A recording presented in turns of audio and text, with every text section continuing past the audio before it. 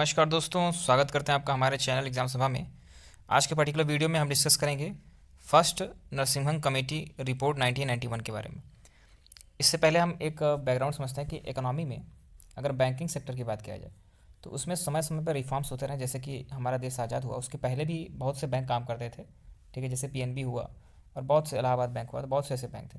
लेकिन समझने वाली बात है कि कोई भी ऐसा बैंक नहीं था, ठीक है, जिसको हम नेशनलाइज वे में जानते हों। मतलब इसीलिए कई ऐसे रिफॉर्म्स लाए गए जिसके अंतर्गत बैंकों को नेशनलाइज किया गया, ठीक है। तो समय समय पर रिफॉर्म्स होते रहे हैं। बाद में 1991 में जो आपका लिबरलाइजेशन का पीरियड आया, ठीक है, मतलब इकोनॉमी में बहुत सारे चेंज आए, तो उस समय प्राइवेट बैंकों को भी लाइसेंस देने की बात कही गई, मतलब लाइसेंसिंग सिस्टम को आसान करने की बात कही गई। तो उसी के तहत 1991 में भी एक बैंकिंग रेगुलेशन और रिफॉर्म्स से संबंधित एक कमेटी बनी थी जिसका नाम था नरसिम्हन कमेटी, और इसने 2 बार रिपोर्ट दिया था। तो हम आज फर्स्ट नरसिम्हन कमेटी रिपोर्ट 1991 के बारे में जानेंगे।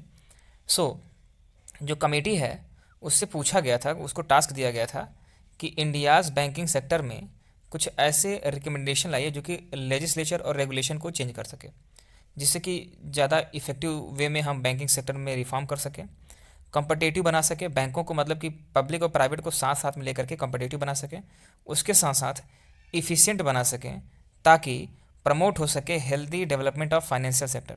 फाइनेंशियल सेक्टर के हेल्दी डेवलपमेंट के लिए मतलब उन्होंने क्या क्या बातें कही कि हम उनका उद्देश्य क्या था, नरसिम्हन कमेटी को रिपोर्ट बनाने के लिए क्या क्या टास्क दिए गए। तो वो था कि किसी तरीके से बैंकों को इफेक्टिव बनाना है, उनको कंपटीशन में लाना है, इसके साथ साथ इफ़िशिएंट बनाना है, ताकि मतलब जो भी उनके काम हैं फाइनेंशियल सेक्टर के जो भी इंपॉर्टेंट नीड्स हैं और काम है उसको फुलफ़िल कर सके। तो इसको लेकर के कमेटी बनी थी।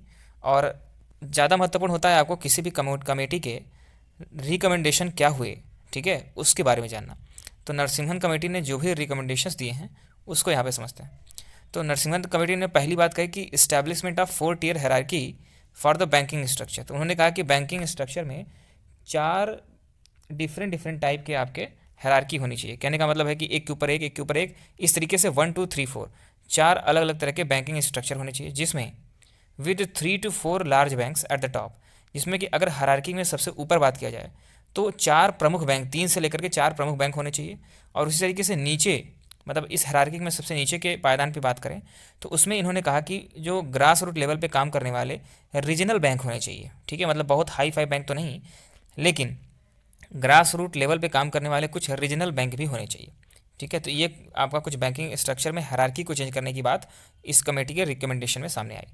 इसके साथ साथ supervisory functions over the banks and the other financial institutions must be assigned to a quasi autonomous body sponsored by RBI. कहने का मतलब है कि अब ये बैंकिंग सिस्टम अच्छे से काम कर रहा है कि नहीं कर रहा है, ठीक है, फाइनेंशियल सेक्टर में कहीं भी अनियमितताएं तो नहीं आ रही हैं, कोई बैंक फ्रॉड तो नहीं कर रहा है। तो इसको रेगुलेट करने के लिए एक ऑटोनॉमस क्वासाई ऑटोनॉमस संस्था बनाई जाए, मतलब कि आधा ऑटोनॉमस रहे। क्यों? क्योंकि ऐसा कहा गया कि इसको आरबीआई के द्वारा स्पॉन्सर किया जाए। और आरबीआई जो है आपका सर्व बैंकों का बैंक है, ठीक है, बैंकर्स ऑफ बैंक है।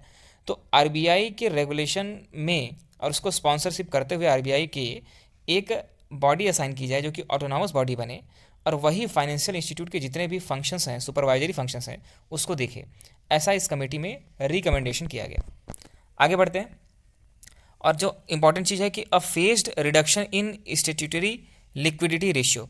अब देखिए, अब एक चीज़ होता है कि किसी भी बैंक के लिए अगर उसको लाइसेंसिंग मिली है तो उसके लिए कुछ नॉर्म्स होते हैं, उसको फॉलो करने पड़ते हैं। उसमें एक नॉर्म्स होता है कि स्टेट्यूटरी लिक्विडिटी रेशियो, तो मतलब कि एक लिक्विडिटी रेशियो होता है। जैसे कि मान लीजिए 100 रुपये का आप कारोबार कर रहे हो तो उसमें कुछ परसेंट उसका जो है आपको हमेशा अपने पास कैश के रूप में रखना पड़ेगा, वही होता है लिक्विडिटी रेशियो। तो एक निश्चित लिक्विडिटी रेशियो होनी चाहिए। तो इस कमेटी ने कहा कि लिक्विडिटी रेशियो जो आप पहले से कहते हो तो उसको थोड़ा कम कर दीजिए, द फेज रिडक्शन, मतलब धीरे धीरे करके इसको रिड्यूस करिए।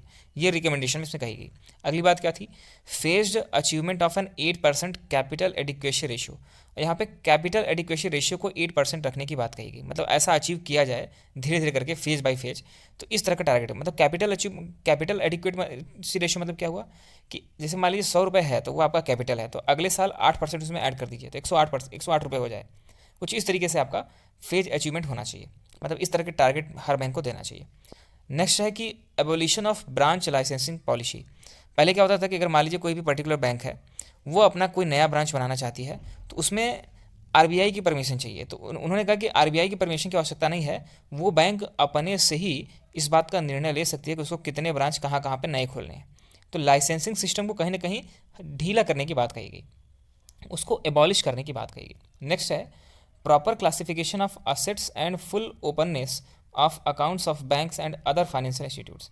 इसमें कहा गया कि देखिए, ऐसा नहीं है कि हर तरीके का असेट या हर तरीके का जो पैसा है वो एक ही जैसा हो सकता है। उसकी जो वैरायटी है, उसकी जो क्लासिफिकेशन है, उसके हिसाब से अलग अलग फाइनेंशियल इंस्टीट्यूशंस में उनके अकाउंट्स को बनाया जाए। मतलब कि जैसे कोई बैंक है, वो स्पेशली अगर मान लीजिए किसानों को कर्जा देने के लिए काम करती है, तो आपका रूरल डेवलपमेंट बैंक हो गया या आरआरबी हो गया। इसी तरीके से अगर मान लीजिए कोई भी कस्टमर के लिए आपका काम करता है, तो वो कॉमर्शियल बैंक हो गया। कोई आपका किसी भी इंफ्रास्ट्रक्चर या डेवलपमेंट प्रोग्राम में लगा रहा है, तो इसी तरीके से अलग अलग जितने भी टास्क हैं उसके लिए फाइनेंशियल इंस्टीट्यूशंस अलग अलग बनने चाहिए। ठीक है, जैसे एनबीएफसी वगैरह क्या है, ये इसी का नतीजा है। मतलब ऐसे ही रिकमेंडेशन आए जिसकी वजह से आज एनबीएफसी जैसी चीज़ें आपको फाइनेंशियल इंस्टीट्यूशन देखने को मिलती हैं। इसके साथ साथ D regulation of interest rate. अब ये भी आपने देखा होगा आजकल कि जितने भी नेशनलाइज बैंक है वो अपना जो इंटरेस्ट रेट है, आरबीआई का रेगुलेशन तो होता है, आज भी होता है, लेकिन उसमें जो इंटरेस्ट रेट है वो बाध्य नहीं होता कि जो आरबीआई ने कह दिया वही लास्ट होगा। वो अपने हिसाब से भी उसकी चेंजिंग कर सकते हैं। तो ये जो अधिकार है, ये रिकमेंडेशन नरसिम्हन कमेटी के रिपोर्ट में ही देखी गई। अगला है delegation of direct lending activity of industrial development bank of India. अब इसमें कहा गया कि जो आपका डायरेक्ट लेंडिंग करने की जो एक्टिविटी है किसी भी इंडस्ट्रियल डेवलपमेंट के लिए, मतलब ऐसे बैंक जो कि इंडस्ट्रियल सेक्टर के लिए लोन देते प्रोवाइड करते हैं, तो उनके लिए जो भी आपका डेलीगेशन है, तो डायरेक्ट लेंडिंग एक्टिविटी में कम करने की बात कही गई टू सेपरेट कॉर्पोरेट बॉडी, जिससे उसको मतलब कि एक जो मुख्य धारा की बैंक होती है उससे हटा करके एक अलग से सेपरेट कॉर्पोरेट बॉडी बनाई जाए और उसके तहत उसको रेगुलेट किया जाए। तो ये कुछ इंपॉर्टेंट नरसिम्हन कमेटी फर्स्ट की रिपोर्ट के अनुसार रिकमेंडेशंस थी। इसी तरह के अगर वीडियोज़ आप देखना चाहते हो तो हमारे चैनल को आप सब्सक्राइब कर सकते हो। धन्यवाद।